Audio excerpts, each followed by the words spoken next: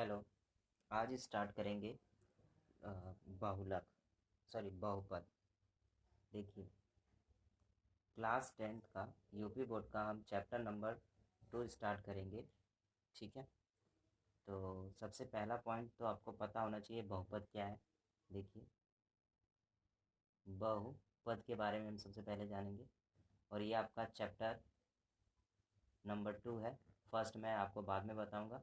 तो सबसे पहले चैप्टर 2 के बारे में पढ़ेंगे और उसका हम परिचय पढ़ेंगे कि बहुपद क्या है, कैसे काम करता है, क्या है और क्या-क्या इसमें इम्पोर्टेंट चीज़ें हो सकती हैं। ठीक है?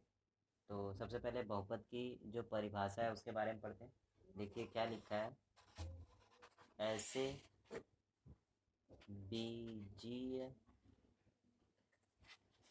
व्यंजन व्यंजक व्यंजन नहीं, व्यंजक, ये जिसमें चर राशियां केवल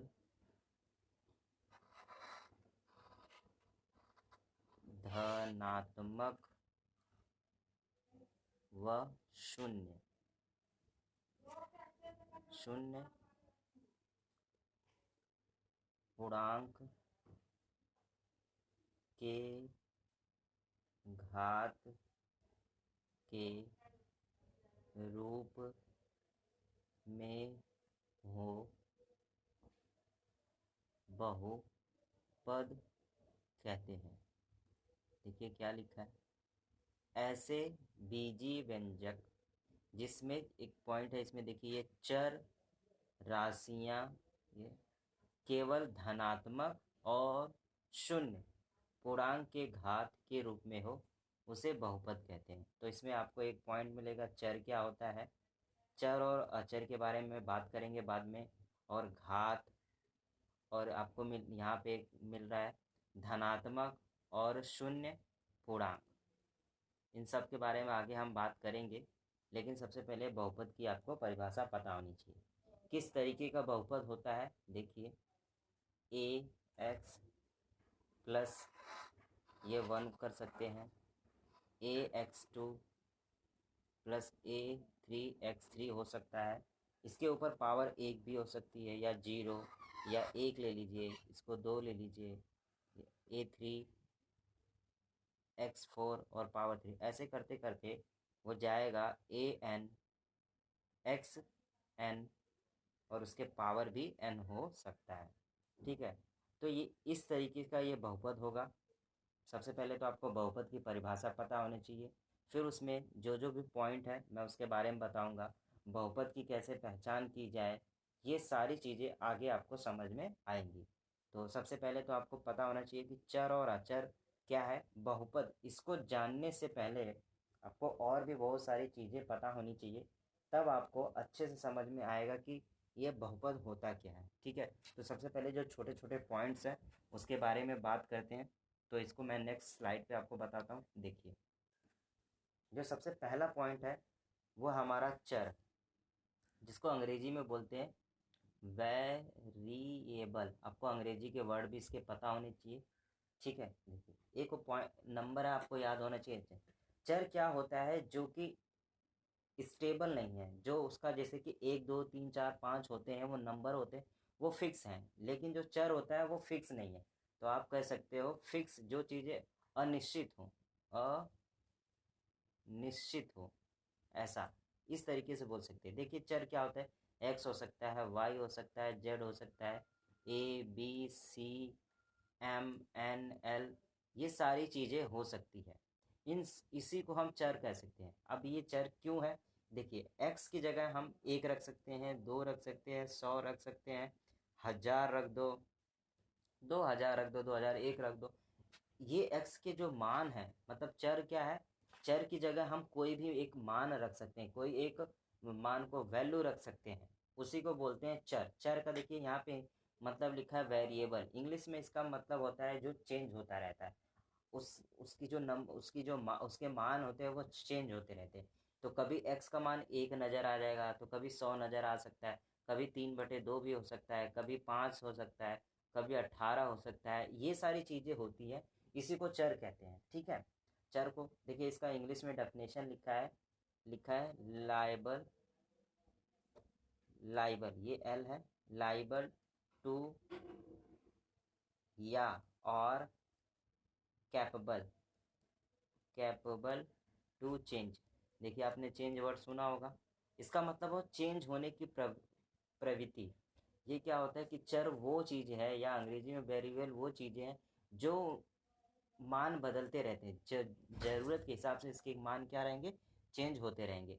तो हम ये कह सकते हैं कि चर क्या है, ये सारी चीज़ें। देखिए, ये आपको दिख रहा है, ये चर है। X Y Z A B C D M N L P Q theta sine cos, ये सब क्या है, चीज़ें चर हैं। और आपको यहीं पे समझ लीजिए अचर क्या चीज़ है। अचर मतलब जो होती है फिक्स होती हैं, जिसको बोलते हैं अंग्रेजी में कांस्टेंट। देखिए, कांस्टेंट का मतलब होता है जो चीज़ें फिक्स होती हैं, जैसे कि उसकी कुछ मान हो, जैसे 5 है, 6 है, -7 है, 8 है, √2 है, √3 है। ये सारी चीज़ें क्या हैं, फिक्स हैं। इसका एक मान है, 5 है तो मतलब 5 ही है, 6 है तो 6 है, 8 है तो 8 है, √2 है तो 2 ही है। ये बदल नहीं सकता, इसका जो भी एक तरह से मान है वो फिक्स रहेगा। लेकिन अगर आपको कहीं x मिल जाए तो x की जगह 1 भी हो सकता है, 2 भी हो सकता है, 8 भी हो सकता है, 7 भी हो सकता है, ज़रूरत के हिसाब से। इसीलिए इसे चर बोला जाता है। चर मतलब वेरिएबल, जिसको अंग्रेजी में बोलते हैं। अचर मतलब कॉन्स्टेंट्स, कांस्टेंट का मतलब ये सारी चीज़ें, जितने भी नंबर है, जो चीज़ें फिक्स है, उसी को हम अचर बोलेंगे। ठीक है, एक एग्जांपल लेते हैं, उससे समझेंगे कि चर क्या है, अचर क्या है। देखिए, इसको मैं नेक्स्ट स्लाइड पे बताता हूँ। देखिए, मान लीजिए आपने एक क्वेश्चन लिया, जैसे लिख दिया 4x - 7, ठीक है, बराबर आंसर क्या आएगा, 5 आया। आप इसको जब सॉल्व करेंगे तो हमारा आंसर क्या आ गया, 5 आया। देखिए, ये जो 7 है, 5 है और ये 4 है, यहाँ पे आपको ये तीनों के तीनों क्या है, नंबर है। और इसी को बोलेंगे अचर। क्या बोलेंगे, अचर। देखिए ध्यान से, 4 आया है, या आप बोल सकते हो -7 है और 5 है, ये सारी चीज़ें अचर हैं। लेकिन आपको ये x दिख रहा है, इसको बोलेंगे चर। क्यों, ये x है। और यहाँ पे कुछ बहुत सारे मान हो सकते हैं, ज़रूरत के हिसाब से यहाँ पे कितने बहुत सारे मान हो सकते हैं। यहाँ पे 2 भी हो सकता है, x बराबर 2 भी हो सकता है, 3 हो सकता है, 10 हो सकता है, 15 हो सकता है। जैसा क्वेश्चन रहेगा वैसे ही x के मान होते रहेंगे। लेकिन अगर 4 की जगह 4 अगर कहीं लिखा है कि 4, तो क्या हम उसको 5 मान सकते हैं, नहीं मान सकते। x के बराबर हम 7 मान सकते हैं, जहाँ पे कहीं क्वेश्चन की ज़रूरत होगी। क्या हम 8 को कहीं 15 मान सकते हैं, कभी भी नहीं मान सकते। लेकिन अगर x बराबर मैं 15 लिख दूं तो हाँ, हम इसको मान सकते हैं। यही चीज़ फ़र्क है कि अचर क्या होता है, वो फिक्स होता है, आप बोल सकते हो वो कभी नहीं बदलेगा। लेकिन जो चर होता है वो बदल जाएगा, ज़रूरत के हिसाब से, समय के हिसाब से, जहाँ क्वेश्चन में दिया रहेगा उसके हिसाब से ये मान बदल जाएंगे। तो देखिए, आप ये याद कीजिए, x जो क्या है, एक चर है। अब इस क्वेश्चन को अगर ज़रा सॉल्व करें, यहाँ पे देखिए कि क्या लिखा है, 4x - 7 बराबर 5। मतलब कि x का कौन सा मान रखने पर और इसको सॉल्व किया जाए तो हमें 5 मिले। आप एक बार x बराबर 1 रख ले, 2 रख ले, 3 रख ले, 4 रख ले। इस तरीके से रखने के बाद जो सही आंसर आएगा वही x का असली मान होगा।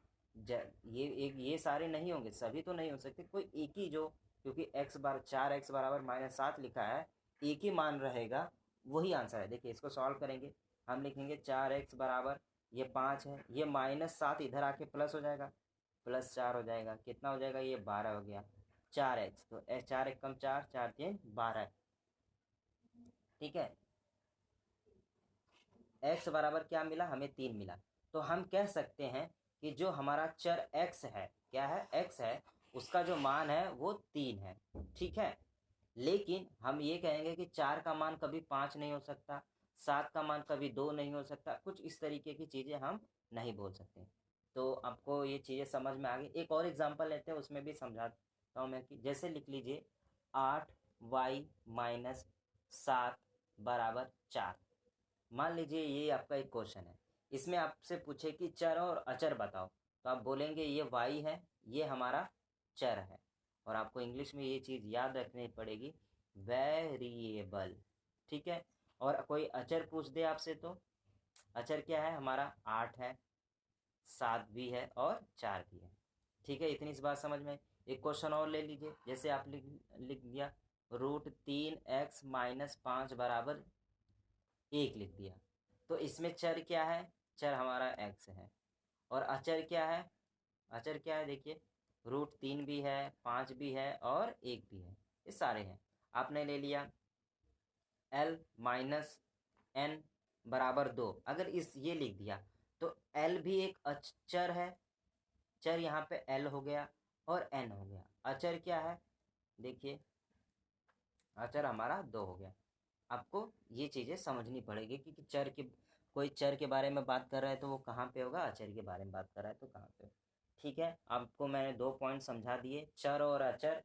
अब आगे चलते हैं, आपको एक क्वेश्चन एक मिला था, देखिए मैं आपको पहले सबसे पहले वो दिखाता हूँ जो मैंने परिभाषा लिखी थी।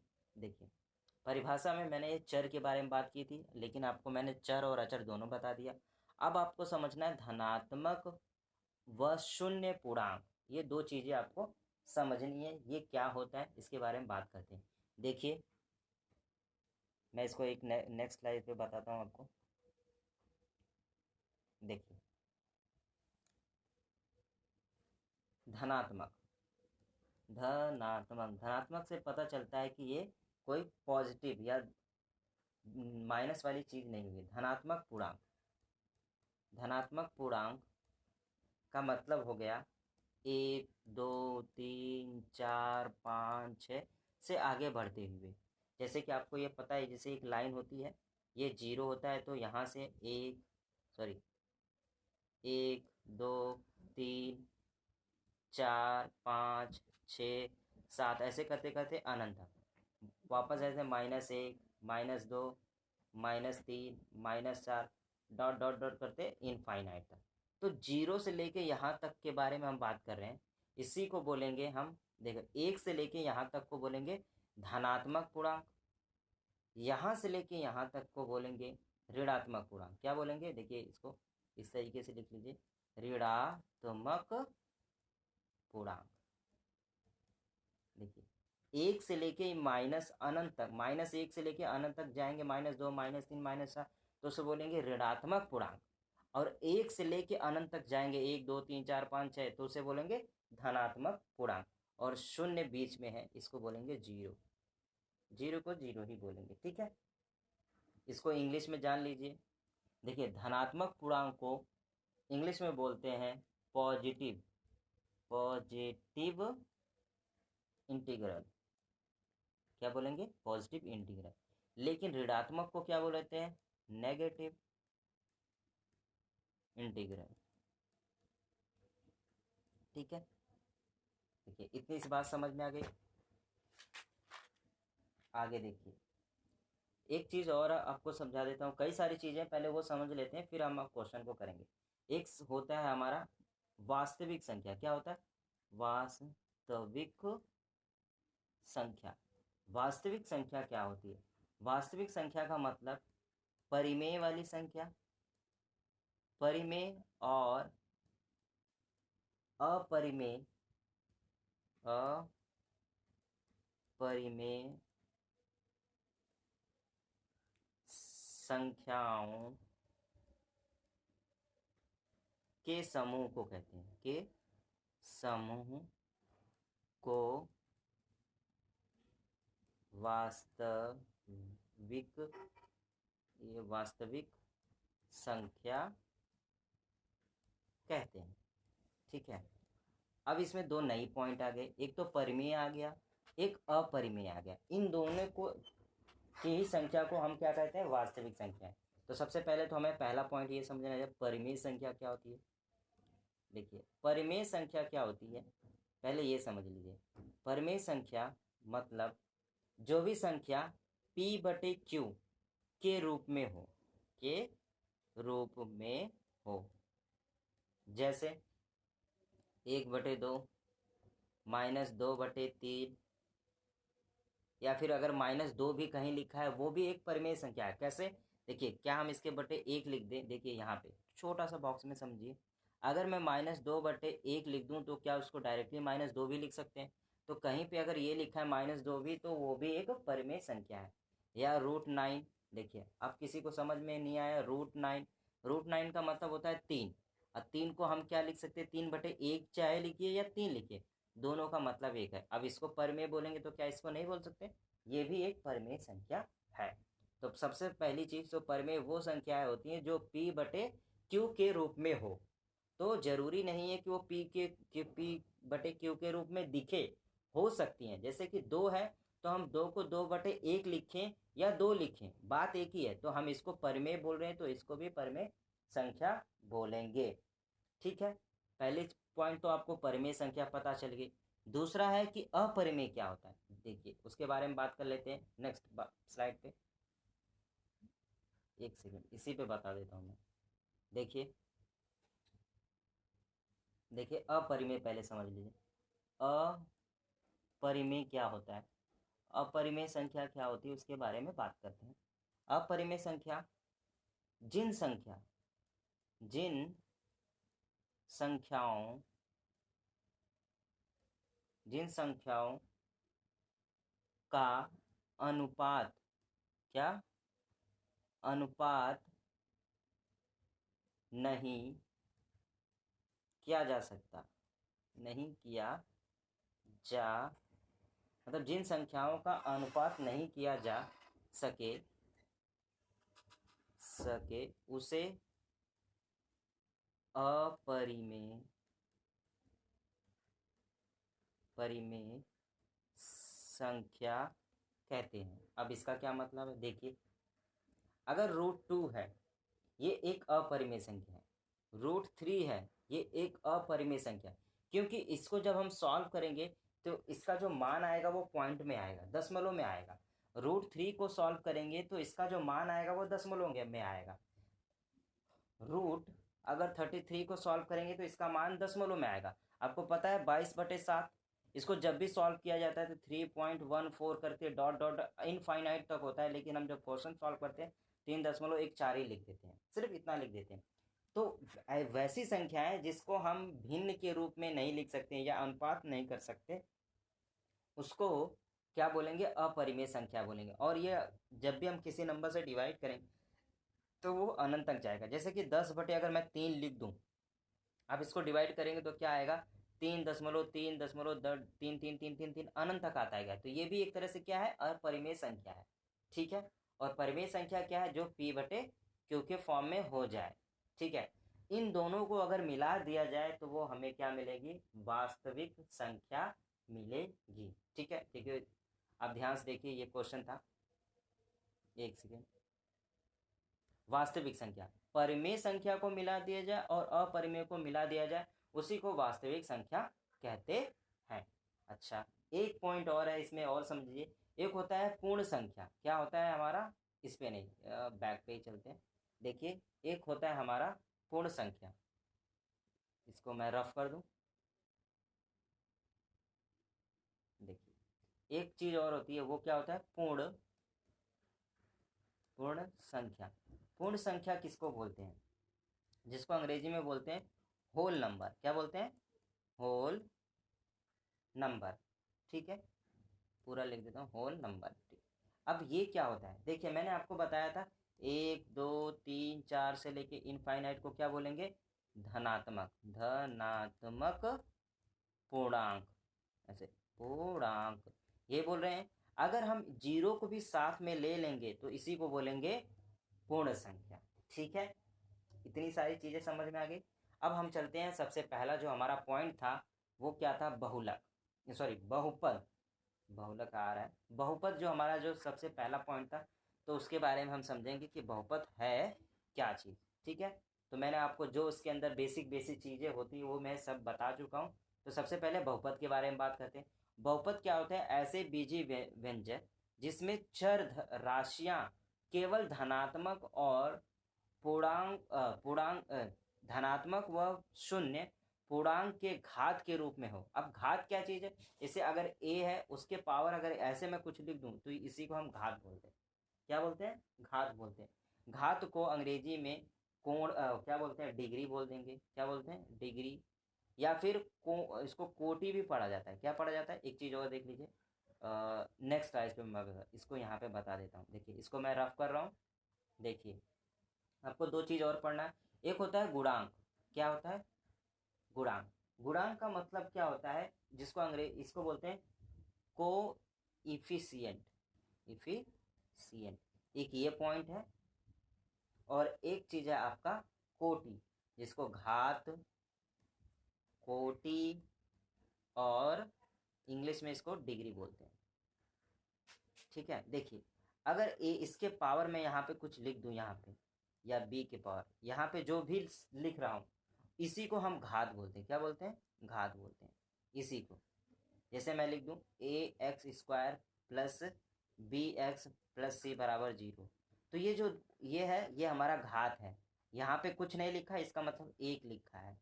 यहाँ पे कुछ नहीं लिखा, इसका मतलब एक लिखा है। अगर कहीं मैं सिर्फ 2 लिख दूँ, तो इसका मतलब ये नहीं कि ये सिर्फ 2 है, 2 के पावर 1 भी है, तो इसको एक घात बोलेंगे। अगर 2 के पावर 2 लिख दूँ, तो मतलब कितना है, 2 घात है, तो इसी को क्या बोलेंगे, घात बोलेंगे। और गुणांक क्या होता है, इसके बारे में हम आगे समझेंगे, तो मैं आपको क्वेश्चन आएगा तो समझा दूंगा।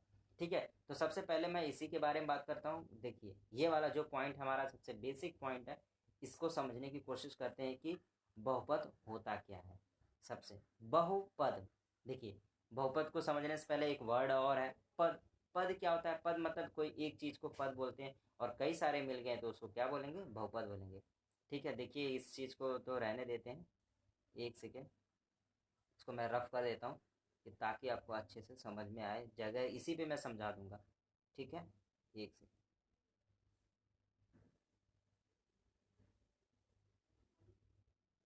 देखिए, देखिए बहुपद एक एग्जाम्पल से समझते हैं। देखिए 4x² प्लस 3x-2, ये हमारा क्या है, एक बहुपद है। कैसे, अगर मैं कहीं 4x लिख दूं तो इसे एक पद बोलेंगे। क्या बोलेंगे, एक पद बोलेंगे। अगर मैं 3 लिख दूं तो इसको एक पद बोलेंगे। ठीक है, अगर मैं ऐसे 4x+2 लिख दूं तो ये क्या बोलेंगे, दो पद बोलेंगे। दो से अधिक वाले को तीन पद, चार पद।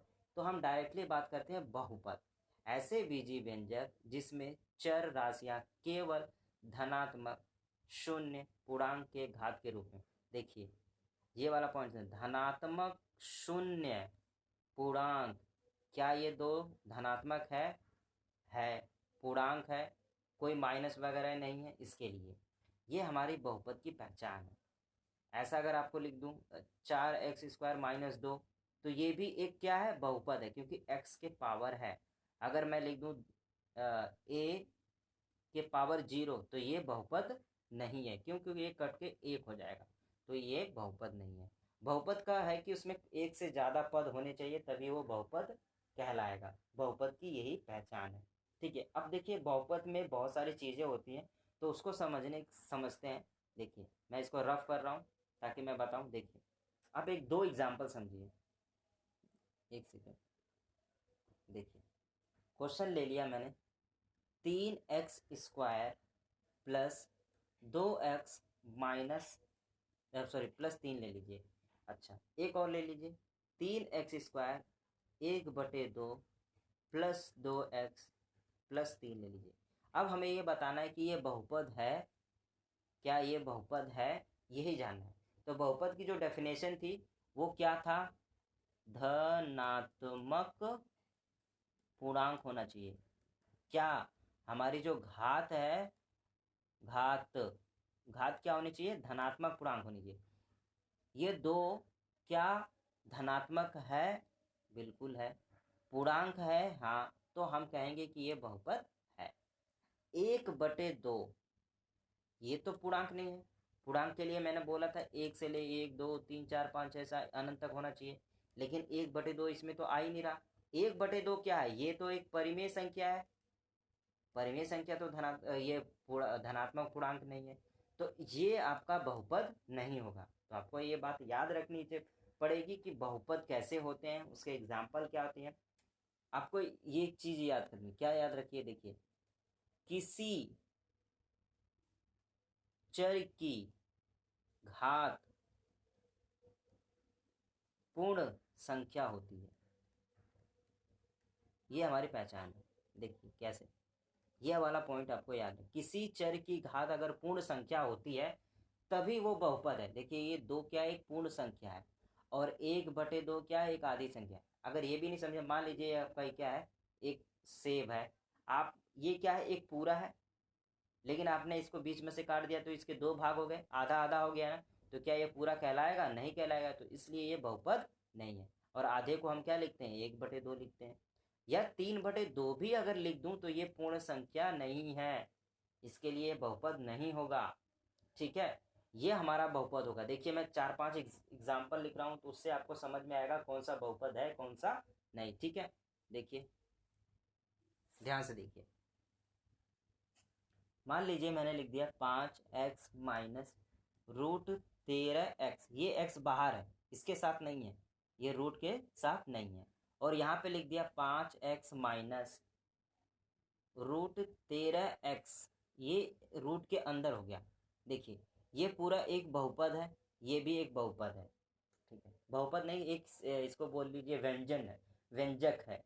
मैं व्यंजक समीकरण के बारे में बाद में बात करूंगा, फिलहाल इतना समझिए। देखिए इसके पावर 1 है, इसके भी पावर 1 है। ठीक है, तो हम इसको कहेंगे कि ये बहुपद है। लेकिन इसको ध्यान से देखिए, इसके पावर तो 1 है छुपा हुआ, लेकिन रूट 13 ऐसे लिखा है। क्या लिखा है? रूट 13x इसी के अंदर है। तो हम कहेंगे कि 13 के पावर 1/2 इंटू एक्स के पावर 1/2। देखिए ध्यान से समझिए, अगर मैं कहीं रूट x लिख दूं तो उसका मतलब होता है x के पावर 1/2। तो ये क्या पूर्ण संख्या है? 1/2 पूर्ण संख्या है नहीं है, तो इसका मतलब ये बहुपद नहीं है। बात समझ में आ गई? देखिए मैं लिख दूं 6x² माइनस एक्स के पावर 1/2 और -3, ये एक लिख दिया मैंने समीकरण टाइप का, ऐसे 0 भी लिख लीजिए कोई दिक्कत नहीं। अच्छा 7x माइनस 4। अब इसमें बताना है कि कौन सा बहुपद है कौन सा नहीं है। देखिए इसके पावर तो 2 है, तो इतना तक तो बोल सकते हैं कि बहुपद है, लेकिन इसके 1/2 है तो हम कहेंगे ये बहुपद नहीं है।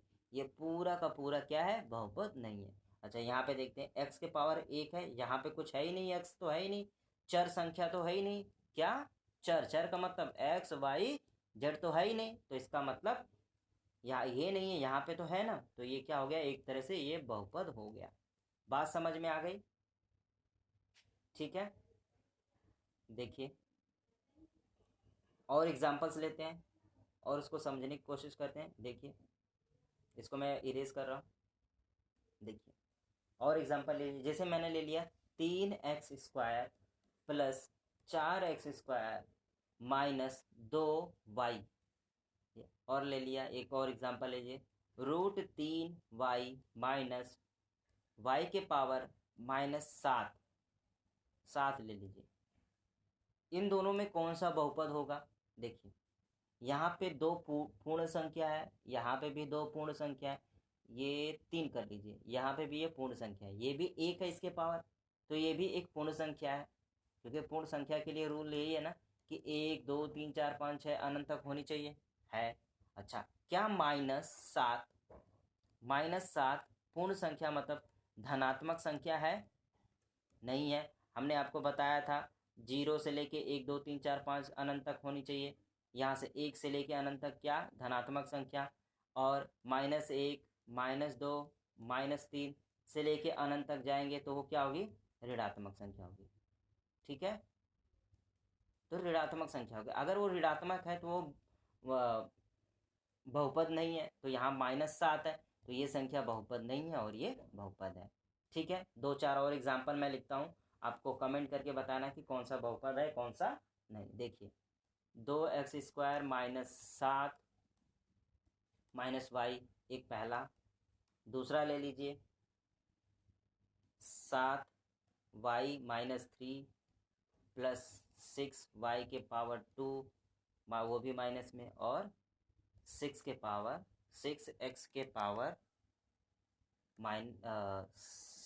17 ले लीजिए। एक ये क्वेश्चन हो गया। क्वेश्चन नंबर 3, 3xy माइनस 2, चौथा ले लीजिए, x के पावर 16 माइनस 5, पाँचवा क्वेश्चन ले लीजिए, 7y के पावर 1/2 माइनस 4, 6 ले लीजिए, x के पावर 161 माइनस 3y के पावर 15। आपको ये सारे बताने हैं कि क्वेश्चन नंबर 1 बहुपद है तो सही, नहीं है तो बहुपद नहीं है। आपको एक कमेंट में डालना है कि क्वेश्चन 1 बहुपद है कि नहीं है, तो आपको आंसर बताने हैं। मैं 10 सेकंड तक वेट करता हूँ, आप इसको अपने बुक में सॉल्व कीजिए, इसके बाद मैं सोल्यूशन देता हूँ। लेकिन आपको ये सब क्या करना है, कमेंट में बताना था कि सही है कि नहीं। वीडियो को रोक कर आपको कमेंट बॉक्स में इसका आंसर देना है, ठीक है। तो 10 सेकंड में वेट करता हूँ, उसके बाद आपको इसके आंसर मिलेंगे, ठीक है। तब तक आप कमेंट में कमेंट कीजिए। देखिए स्टार्ट करें। देखिए यहाँ पे x के पावर 2 है और ये क्या है, धनात्मक संख्या है। क्या है, धनात्मक पूर्णांक है। और यहाँ पे 1 है, यहाँ पे 1 है, तो इसका मतलब ये क्या है, बहुपद है। यहाँ दूसरा क्वेश्चन देखिए, -3 है, -2 है और ये 17 है। अगर किसी एक में भी माइनस आ गया तो ये क्या है, बहुपद नहीं है। क्या, बहुपद नहीं है। अच्छा, इसके पावर 1 है, इसके भी पावर 1 है, तो और कहीं माइनस तो है नहीं, रूट भी नहीं है, तो ये बहुपद है। ये देखिए x के पावर 16 है, यहाँ 1 छुपा हुआ है, तो ये क्या है, बहुपद है। यहाँ पे 1/2 है और ये क्या है, परिमेय संख्या है। क्या ये धनात्मक संख्या है, नहीं है, तो ये बहुपद नहीं है। ये x के पावर 61 और यहाँ y के पावर 15 भी दिया है, तो क्या ये बहुपद है। सिर्फ 2 है, वो बहुपद नहीं थे, ठीक है। मुझे लगता है अब आपको समझ में आ गया होगा कि कौन सा बहुपद है, कौन सा बहुपद नहीं है, ठीक है। आगे चले, देखिए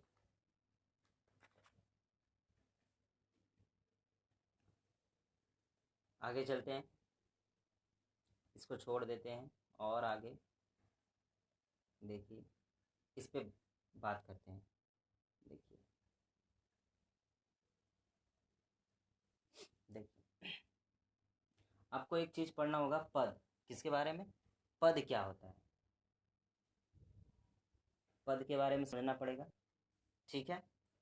पद मतलब होता है इंग्लिश में टर्म। क्या होता है, टर्म। आपसे क्वेश्चन पूछ सकता है कि टर्म कितनी है, पद कितने हैं, ये आपको एग्जाम्पल से समझना है। देखिए मान लीजिए एक एग्जाम्पल लेते हैं, लिखा है कि 2x² + 3x - 4। इसमें आपको बताने हैं कुल पद कितने हैं, कुल पद कितने हैं। तो देखिए 1 पद, 2 पद और 3 पद, तो हमारा आंसर होगा 3। बस इतना, सिर्फ ये समझाने के लिए है। दूसरा, कुल चर, कुल चर पद कितने हैं।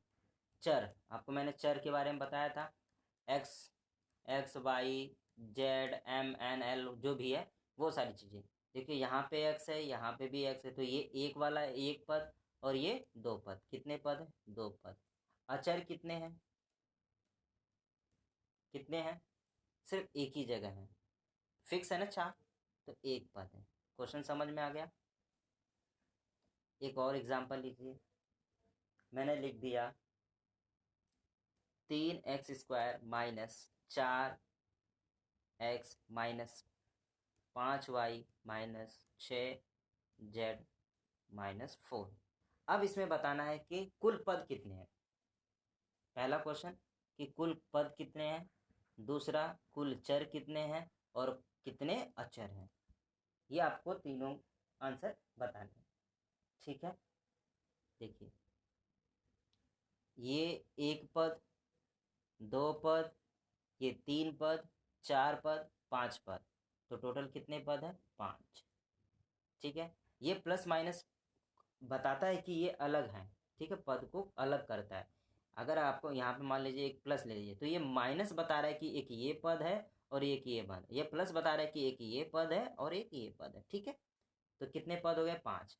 अच्छा, दूसरा क्वेश्चन है कुल चर पद कितने हैं, चर जिसमें X Y Z M N L वगैरह होंगे, वो सारे चर पद होंगे। तो किसमें किसमें, एक ये है, एक ये है, 2 हो गया, ये 3 हो गया, ये 4।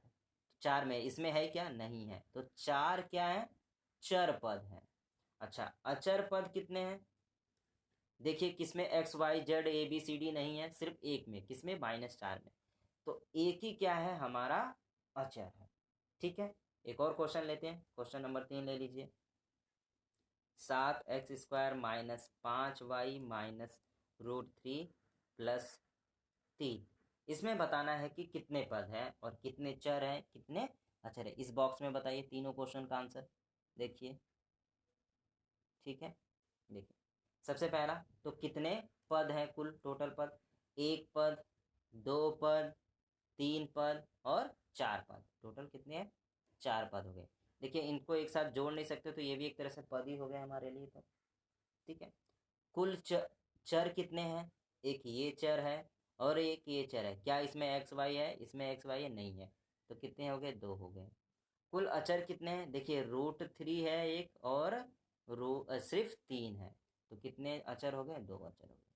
बात समझ में आ गई, इसी को बोलते हैं पद या टर्म। ठीक है, आगे चले। आगे एक और पॉइंट है जो मैं बता चुका हूँ, उसके बारे में थोड़ा पढ़ते हैं, ये चीज़ें बाद में बताएंगे। ठीक है, इसी को लीजिए, मैं एक ब्लैक वापस से लेता हूँ। देखिए एक होता है घात, मैंने घात के बारे में बताया था, उसी को बोलते हैं कोटि। क्या बोलते हैं, कोटि। आप ब्रैकेट में उसको इंग्लिश में क्या लिखेंगे, डिग्री। देखिए आपसे क्वेश्चन में पूछ सकता है, एक आपको बहुपद दे देगा और आपसे पूछेगा सबसे बड़ी घात बताइए। देखिए क्वेश्चन लिख लिया, 3x⁵ -7y⁻10 में घात बताइए। क्या बताइए, घात बताइए। 13 लिख लीजिए, बार बार 3 ही लिख रहे हैं। x⁻17 x⁻16 plus x⁻4। इसमें आपको घात बतानी है, कौन सी, हाईएस्ट, बड़ी घात बतानी है। कौन सी, बड़ी घात बतानी है। ये 2 क्वेश्चन है, सिर्फ 2 ही क्वेश्चन बताऊंगा। इसमें ध्यान से देखेंगे तो x⁻4 है, ये भी x ही कर लीजिए, ज़्यादा अच्छा रहेगा, कन्फ्यूज़न ना हो। ठीक है, और यहाँ पे x⁻10 है। इन दोनों में बड़ा कौन सा है, ये है। तो हम कहेंगे इस क्वेश्चन के लिए बड़ी घात कौन सी है, 10 है। अच्छा, यहाँ पे देखिए x⁻17 है, यहाँ x⁻16 है, और यहाँ पे 4 है। तो इसमें बड़ी घात कौन है, कमेंट में बताइए। किसी ने तो फटाक से लिख दिया होगा 17 बड़ा है, दिख रहा है, लेकिन 17 क्या है, माइनस है। तो ये नहीं, सबसे बड़ी घात यहाँ पे क्या है, 4 है। कैसे, समझिए। देखिए -2 और 0 में अगर आपसे कोई पूछे कौन बड़ा है, तो बोलेंगे 0 बड़ा है। कैसे, देखिए 2 रुपये अगर आपके पास कर्जा है तो आप एक तरह से कर्जदार है, लेकिन अगर आपके पास पैसे नहीं है तो आप क्या बोल सकते हो, मैं अमीर हूँ। या फिर ऐसे समझिए, -2 और 3, या इसको -5 कर लीजिए। -5 बड़ा है कि 3 बड़ा है, सिर्फ 3 बड़ा है। तो हम कहेंगे कि -5 रुपये का एक तरह से, जब हमारे पास कर्जा है तो हम तो गरीब हुए, और सिर्फ 3 है जो कि प्लस में है, तो ये क्या हुआ, अमीर हुआ। तो आप अगर ये वाला देखे होंगे, 1 2 3 3 4 5 6, इसको इस तरीके से समझिए। एक सेकेंड, इस पॉइंट को ना इस तरीके से समझिए। देखिए एक सेकेंड, इसको मैं रफ कर रहा हूँ वापस से। देखिए इस वाली चीज़ को इस तरीके से समझिए, -4 -3 -2 -1 0 1 2 3 हो गया, 4 हो गया, dot dot dot dot infinite, ये dot dot dot dot dot करके इनफाइनाइट। ठीक है, देखिए अगर आप इधर जाएंगे, जितना इधर जाएंगे तो आपको बड़ा नज़र आएगा। क्या आएगा, बड़ी संख्या मिलेगी, बड़ी संख्या मिलेगी। आप इधर ऐसे जाइए, इधर जाएंगे तो बड़ी संख्या मिलेगी, लेकिन आप जितना इधर जाएंगे, इस तरफ जाएंगे, आपको छोटी संख्या मिलेगी। ठीक है, देखिए अगर मैं -1 और 1 में पूछूं कि कौन बड़ा है तो चुपचाप से 1 बड़ा है। क्यों? क्योंकि इस 0 से इधर गए हैं या इधर जा रहे हैं, तो हमें ये देखिए यहाँ का फ़र्क है, 1 बड़ा है। ये 1 क्या है, -1 जो है वो छोटा है। तो उसी तरीके से जो क्वेश्चन था, x के पावर अगर मान लो -15 लिख दूँ और +3 x के पावर 4 लिख दूँ, तो मेरे से कोई पूछे तो बड़ी घात बताओ, तो मैं बोलूँगा घात कितनी है, 4 है, बड़ी 4 है, और -15 क्या है, छोटी है। वैसे आपने ये सब पढ़ा होगा, बस मैं ऐसे समझाने के लिए बता रहा हूँ कि आपको, ताकि समझ में आ जाए। ठीक है, ये सारी चीज़ें समझ में आ गई। आगे चलते हैं, कुछ और पॉइंट्स है उसके बारे में डिस्कस करते हैं। देखिए, उस एक वर्ड आपको इसमें पहले जो बुक्स में लिखा है, देखिए बुक्स में क्या लिखा है वो पढ़ लेते हैं। एक सेकेंड।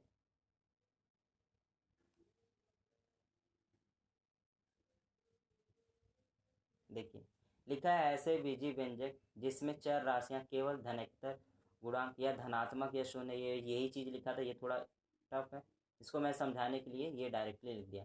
घात के रूप में वो बहुपद कहलाते हैं तथा ऐसे प्रत्येक बीजी व्यंजक जो इस प्रकार के हो, मैंने ये लिखा हुआ था आपको। उसमें ये बोला गया था कि A0 A1 A2 ए क्या है, वास्तविक संख्या है, इसके बारे में भी मैंने बता दिया था। और ये नॉन नॉन निगेटिव इंटीग्रल चर क्या हो सकते हैं, एक्स वाई जेड वगैरह हो सकते हैं।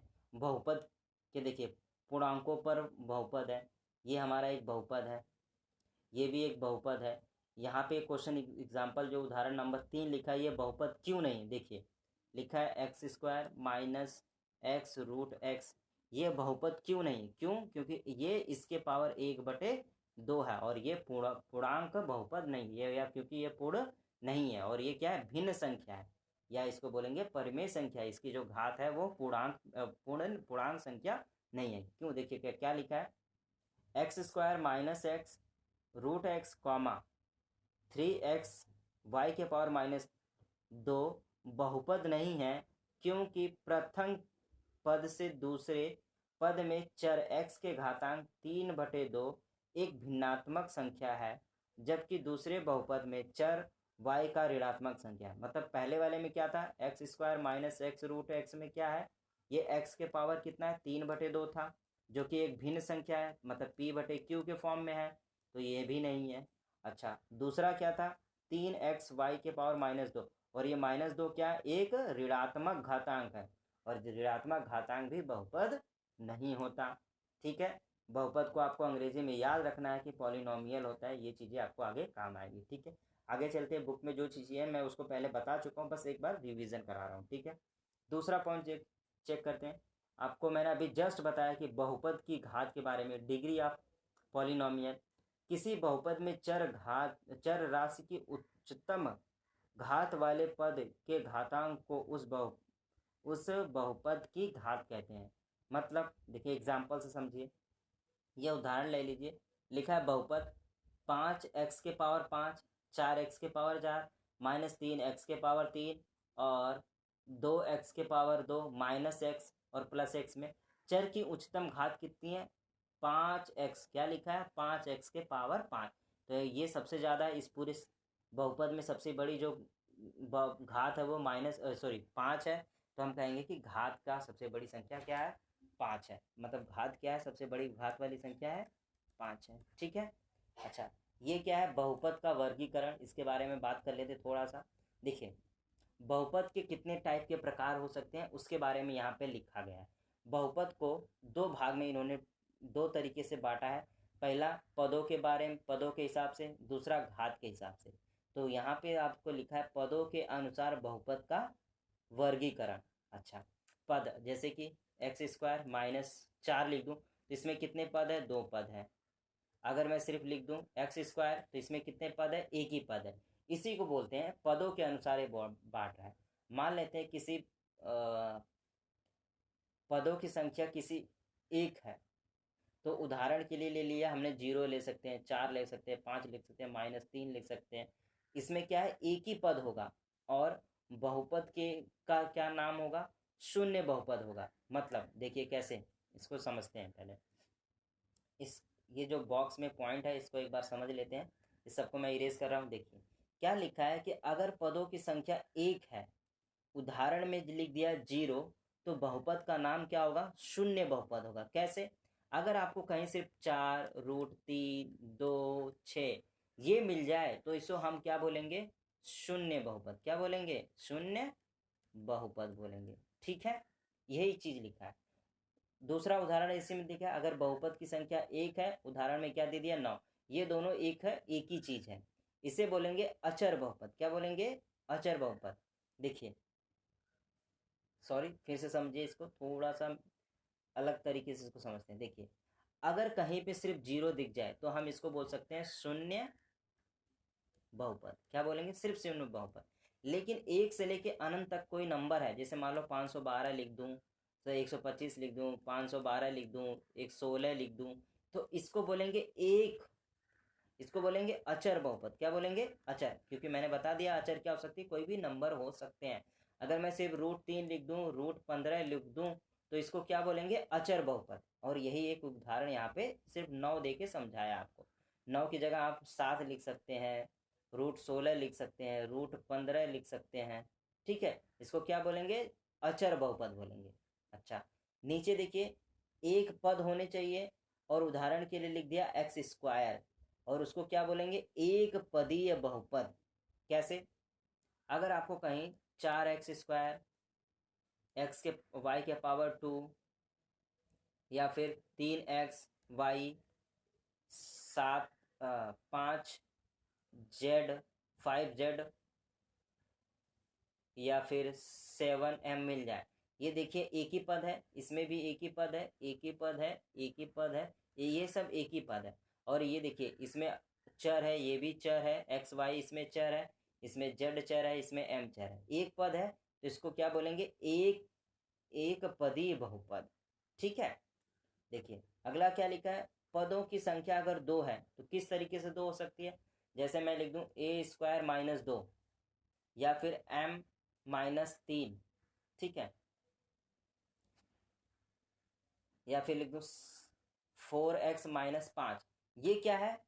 इसमें 2 पद, एक ये पद, एक ये पद, तो इसको क्या बोलेंगे? द्विपद। क्या बोलेंगे? द्विपद बहुपद। इसमें एक पद है, इसमें भी एक पद है, इसमें भी एक पद है, इसमें भी एक, सॉरी, एक पद ये, एक पद मिलके 2 पद बना रहे, एक मिलके 2 बना, तो इसी को द्विपद बोलेंगे। ठीक है, पदों की संख्या 3 है तो उसमें 3 पद होने चाहिए, तो इसे त्रिपद बोलेंगे। ठीक है, ये समझ में आ गया। आगे चलते हैं। देखिए, ये जो चीज है, अभी तो देखिए पीछे क्या था?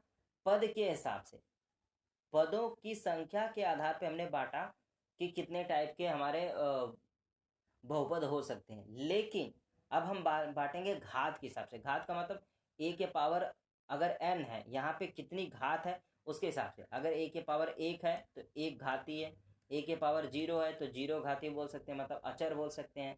a के पावर 2 है तो द्विघाती बोलेंगे, 3 है तो 3 घात बोलेंगे। इस तरीके से हम बोलेंगे।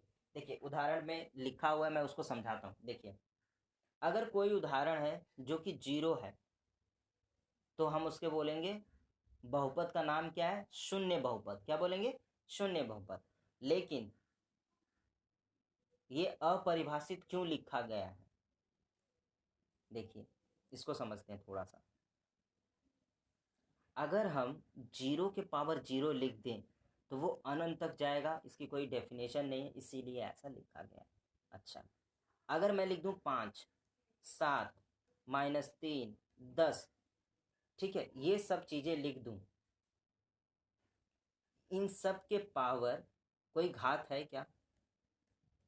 हम कह सकते हैं एक घात है, एक घात है, एक घात है, एक घात है।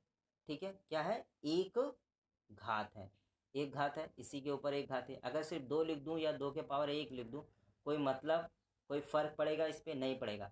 तो हम इसको क्या बोलेंगे? एक घाती बोल सकते हैं, क्योंकि x के एक घात है। देखिए, ये अचर संख्या वाले को बाद में बस समझते हैं, पहले इसको समझते हैं, इस वाले पॉइंट को समझते हैं। देखिए कैसे, यहाँ पे रफ करता हूँ मैं थोड़ा सा। ax+b लिखा हुआ है, आप इसको देखिए, बोलेंगे द्विपद वाला है। क्या है? इसमें 2 पद है। कितने पद है? 2 पद वाला बहुपद भी बोल सकते हैं। लेकिन x क्या है? अचर है, सॉरी, चर है, उसमें कितनी पावर है, एक पावर। अगर हम सिर्फ एक्स लिख दें तो उसका मतलब एक्स के पावर एक है, तो इसको क्या बोलेंगे, रैखिक बहुपद बोलेंगे। देखिए अगर मैं लिख दूँ 5x-7, तो इसमें x के पावर कितना है, एक छुपा हुआ है, तो इसको क्या बोलेंगे, रैखिक बहुपद। ठीक है। अच्छा 5x² - 7 लिख दूं तो x के पावर कितना है, 2 घात है। कितना घात है, 2 घात है, तो इसको क्या बोलेंगे, द्विघातीय बहुपद बोलेंगे। अगर देखिए 5x के पावर 3 - 7 लिख दूं तो इसके पावर कितनी है, 3 घात है, इसको बोलेंगे त्रिघाती। ठीक है। अगर x पावर 4 - 7 लिख दूं तो इसको चतुर्थ घात बोलेंगे। इसके पावर कुछ भी हो सकता है, x के पावर 10 भी हो सकता है, इन सब के बारे में हमें नहीं पढ़ना। वो बहुघातीय बोल सकते हैं, उसको क्या बोलेंगे, बहुघातीय, घातीय बहुपद ऐसे भी बोल सकते हैं। तो ये एग्जाम्पल के तौर पे समझाने के लिए है। देखिए आपको इसमें एक चीज़ और याद रखना पड़ेगा, बहुपद के मान, बहुपद का मान का मतलब x। देखिए अब मैं इसको समझाता हूँ।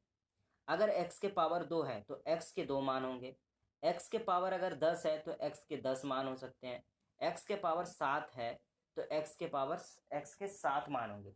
इसी को बोलते हैं बहुपद का मान। ठीक है, आपको इसको याद रखना है। इसके बारे में हम बाद में बात करेंगे।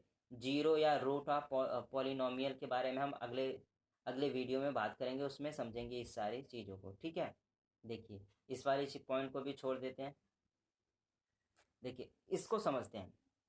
ये एक आपको एक बुक में छोटा सा एग्जाम्पल है, उसको मैं सॉल्व करा देता हूँ। फिर इसका जो आपका प्रश्नावली 2.1 है उसको भी सॉल्व करता हूँ।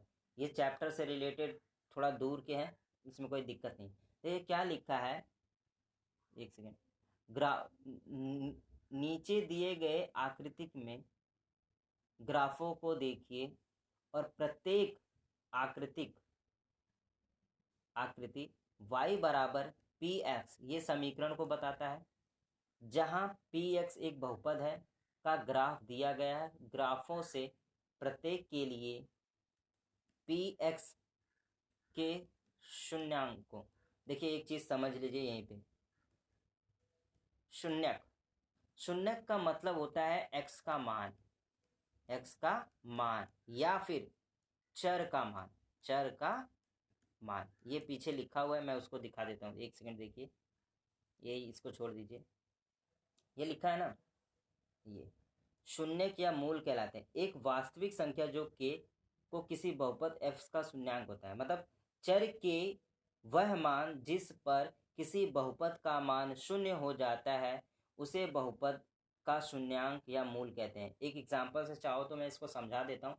देखिए यहाँ पे समझिए, मान लीजिए 5x-2 बराबर मैंने लिख दिया 3, तो x इसको सॉल्व करेंगे, लिखेंगे 5x, ये जाएगा इधर हो जाएगा, 3 + 2 ये भी 5 हो जाएगा, और ये 5x, तो x बराबर कितना आया, ये जो एक आया इसी को शून्यक बोलेंगे। क्या बोलेंगे, शून्यक, और इसी को मूल भी बोलते हैं।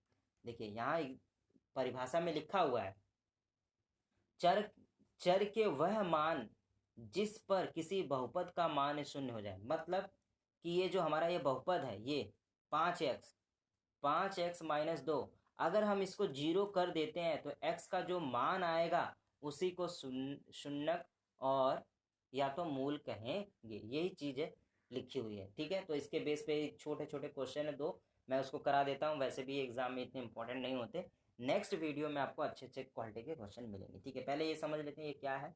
देखिए आपको मैंने शून्यक बता दिया, ये वाली पॉइंट मैंने आपको बता दी कि शून्य क्या, x का जो भी मान आएगा, x का जो मान आएगा उसी को बोलेंगे, उसी को या तो मूल बोल दीजिए या तो शून्य बोल दीजिए। ठीक है ये।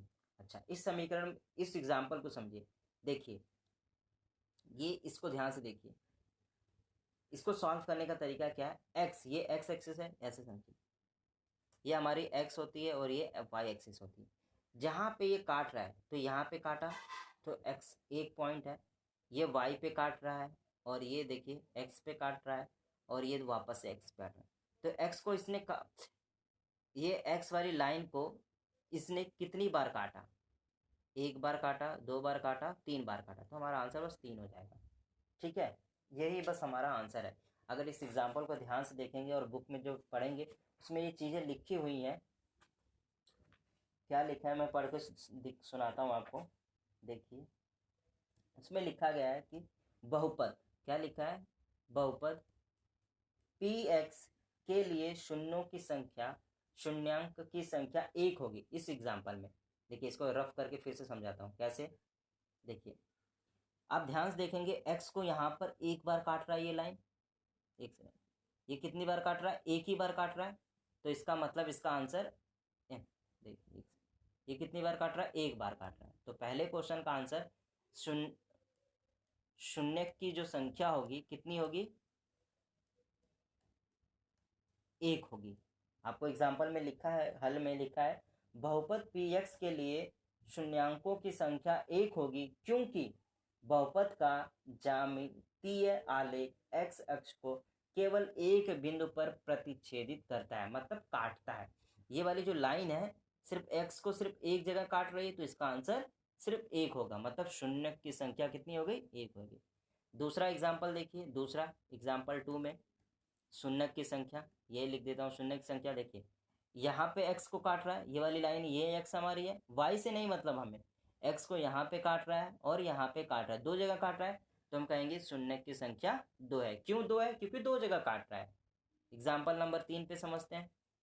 देखिए यहाँ पे x को काट रहा है, ये एक काट रहा है, यहाँ पे एक काट रहा है और यहाँ पे काट रहा है, 3 जगह काट रहा है कि नहीं काट रहा। तो हम कहेंगे शून्य की संख्या कितनी है, 3 है। क्यों 3 है, क्योंकि 3 जगह काट रहा है। अच्छा इस वाले को समझते हैं। देखिए ये 1 है, 2 है, 3 है, 4। तो हम कहेंगे, यहाँ नीचे लिख देता हूँ, 6 नंबर का जो एग्जाम्पल है वहाँ पे शून्य की संख्या कितनी है, 4 है। क्यों, क्योंकि वो 4 जगह काट रहा है। इसको देखते हैं। आप इसको देखिए, ये ऐसे, ये y पे काटा है, क्या ये x पे काट रहा है, यहाँ पे बस काट रहा है, जरा सा जस्ट काट रहा है। तो हम कहेंगे पांचवा के लिए x कितना है, 1 जगह है। ठीक है। अच्छा देखिए ये y पे काट रहा है और ये x पे काट रहा है, x पे काट रहा है ना, मतलब कि हम कह सकते हैं ऐसे कि चौथे में भी 1 पे काट रहा है। बस आपको इस उदाहरण से बस पूछे अगर शून्यकों की संख्या बताइए, तो आप जहाँ जहाँ x को काट रहा है बस उतना काउंट कर लीजिए और आपका आंसर हो जाएगा। जैसे मान लीजिए एक एग्जांपल मैंने ये ले लिया और मैंने इस तरीके से बना दिया, तो मैं बोलूँगा यहाँ पे काट रहा है, यहाँ पे काट रहा है और यहाँ पे, तो शून्य की संख्या 3 हो गई। अगर एक और एग्जांपल ले लीजिए यहाँ पे, और मैं कुछ नहीं कर रहा, ऐसे बना दिया, ये लाइन खींच दी, तो क्या ये लाइन कहीं काट रही है एक्स को, ना ही एक्स को काटी ना ही वाई को, तो हम कहेंगे शून्य की संख्या 0 हो गई। ठीक है। अगला एग्जाम्पल देखते हैं। आगे दो ही क्वेश्चन है। एक्सरसाइज नंबर 2 में देखिए, ये आपका प्रश्नावली 2.2 है। एक सेकेंड, प्रश्नावली 2.2 में सिर्फ 2 क्वेश्चन है और बेसिक क्वेश्चन है। और पहले चैप्टर तो आपका जो ये चैप्टर है उसमें मैंने परिचय पढ़ाया है, बाकी आगे जो वीडियो आएंगे उसमें आपको अच्छे क्वेश्चन, मतलब जो एग्जाम में आएंगे वो है। ये बहुत छोटा सा क्वेश्चन है, बस यही पूछा है शून्यकों की संख्या। आपको बस इतना बताना है कि एक ग्राफ में ये अगर लाइन है ऐसे कहीं काट रही है तो एक्स को कहाँ कहाँ काट रही है, क्यों क्यों क्यों बोल रहा है कि पी एक्स के शून्यकों के मान बताइए। तो एक्स को यहाँ पे काटा, यहाँ पे एक काटा, एक यहाँ पे काटा, 3 जगह काटा, तो हम कहेंगे शून्यकों की संख्या 3 है। ये एक एग्जाम्पल ले लिया, पता चला कि ऐसे है, ये एक्स एक्सिस है और ये वाई एक्सिस है, तो ये तो वाई पे काट रहा है, एक्स पे काट ही ना रहे, तो हमारा आंसर क्या हो जाएगा, 0 हो जाएगा। तो देखते हैं इस क्वेश्चन को सॉल्व करते हैं। देखिए ये हमारा प्रश्नावली 2.1 है आपकी बुक में, मैं उसी का सोल्यूशन करा रहा हूँ। देखिए पहला क्वेश्चन देखिए, क्या ये लाइन एक्स को कहीं काट रही है, एक्स तो यहाँ पे है और ये काट किसको रही है, वाई पे। तो हम कहेंगे पहले क्वेश्चन में शून्य की जो संख्या है वो क्या है, 0 है। दूसरा इस वाले पे देखिए, यहाँ से ये ऐसे ऐसे होते होते वहाँ गया, यही यहाँ पे ये x है, एक ही बार काटा, ये तो y है, तो हमसे पूछा गया पी एक्स के शून्यकों की संख्या बताइए।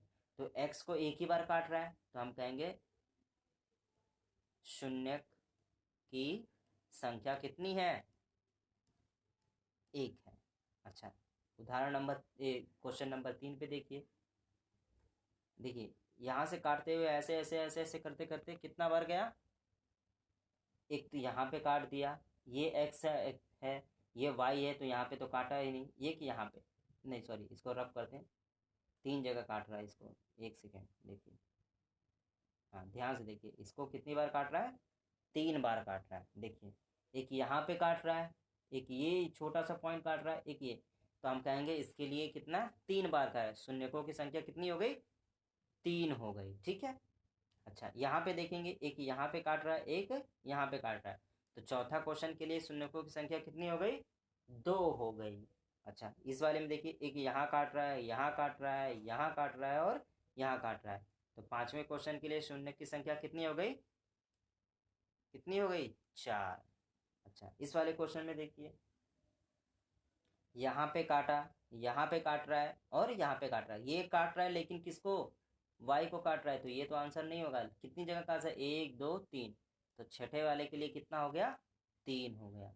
ये आपका सोल्यूशन है। ये बहुत ही छोटा सा क्वेश्चन है, और वैसे भी जो मैंने आपको बताया उससे उतना इसका कोई लेना देना नहीं है, एक तरह से ऐसे ही दिया है आपको, ठीक है। आपका प्रश्नावली 2.1 का क्वेश्चन नंबर 2 भी मैं करा देता हूँ। देखिए क्या लिखा है, इसमें भी वही पूछा है, वास्तविक शून्यकों की संख्या बताइए, ठीक है। क्या ये कर्व जो है कहीं x को काट रहा है, नहीं काट रहा, तो शून्य की संख्या कितनी हो गई, शून्य की संख्या कितनी हो गई, 0 हो गई। यहाँ पे क्या कहीं काट रहा है, नहीं काट रहा, तो दूसरा क्वेश्चन का भी आंसर क्या हो गया, 0 हो गया, ठीक है। दोनों क्वेश्चन मैंने आपको करा दिए, और ये बहुत ही छोटा सा था, और जो जो मैंने पॉइंट बताए आप उसको देख लीजिएगा, दोबारा वीडियो को देख लेंगे तो ज़्यादा बेटर से समझ में आएगा सारे पॉइंट्स को, ठीक है। ये सारे क्वेश्चंस नहीं, ठीक है, ये सारे क्वेश्चन मैंने करा दिए, 2 ही क्वेश्चन थे प्रश्नावली 2.1 में, और मैंने दोनों क्वेश्चन आपको करा दिए, ठीक है। देखिए, बहुपद के बारे में अभी और भी बहुत सारी चीज़ें हमें जाननी बाकी है, तो नेक्स्ट वीडियो में बहुपद का डिटेल थोड़ा और पढ़ेंगे, फिर हम उस क्वेश्चन को समझेंगे, जैसे कि आपको मिल जाएगा ax² + bx + c = 0, ये सॉल्व करने को कैसे सॉल्व किया जाएगा, ठीक है। मैं आपको एक पॉइंट लिख के देता हूँ, पहले आप उसके बारे में पढ़ के आइएगा। देखिए, पहली चीज़ की बहुपद क्या होता है, बहुपद के बारे में जानिएगा, और फिर एक होता है व्यंजक, व्यंजक, ठीक है, 1 सेकेंड, व्यंजक क्या होता है, एक ये चीज़ पढ़ के आनी है, और एक क्या होता है समीकरण। इन तीनों के बारे में आपको पढ़ के आना है।